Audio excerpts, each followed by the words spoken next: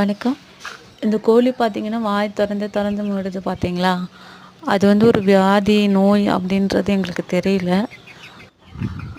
இப்போ தான் இது இன்னொரு கோழிக்கு வந்ததுக்கு அப்புறம் தான் அத நாங்க கவனிக்க ஆரம்பித்தோம். இப்போ இந்த கோழியுமே கொஞ்சம் உடம்பு ரொம்ப பலகீனமாக ஆயிடுச்சு. அதுக்கப்புறம் தான் பார்த்தா இது நோயின்றது எங்களுக்கு தெரிஞ்சுது. அதோட சுவாச கோளாறுனால தான் மூச்சு விட சிரமப்படுறதுனால அப்படி வாய் திறந்து திறந்து மூடுதுங்கிறது இப்போ தான் எங்களுக்கு கொஞ்சம் புரிஞ்சிருக்கு. கோழியை பற்றி அனுபவம் இல்லை, இப்போ தான் வளர்க்குறோம். சின்ன வயசில் வீட்டில் வச்சுருந்துருக்காங்க, ஆனால் நோய் பற்றின இதெல்லாம் எங்களுக்கு தெரியல.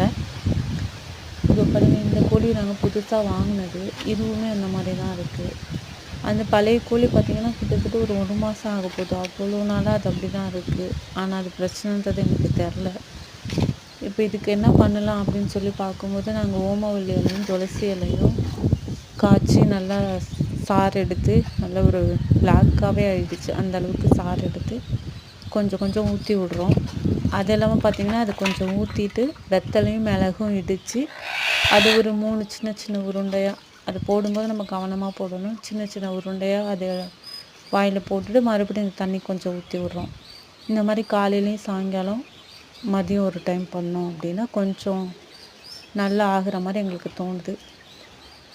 ஏன்னா ரொம்ப மோசமாக இருந்தது இந்த கோழி. இப்போ கொஞ்சம் ஓகேவாக தெரியுது. நீங்களும் இந்த மாதிரி ஏதாவது பண்ணியிருக்கீங்க, உங்களுக்கு இது சம்மந்தப்பட்ட ஏதாவது ஐடியாஸ் இருக்குது அப்படின்னா கமெண்டில் சொல்லுங்கள்.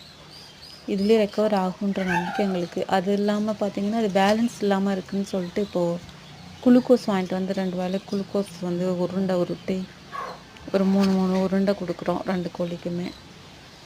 குளுக்கோஸும் இந்த மருந்தும் கொடுத்துக்கிட்டு ஓகேவா தெரியுது. கோழி நல்லா ஆகிடும். நல்லா ஆனதும் கோழி வீடியோ எடுத்து போடுறோம்.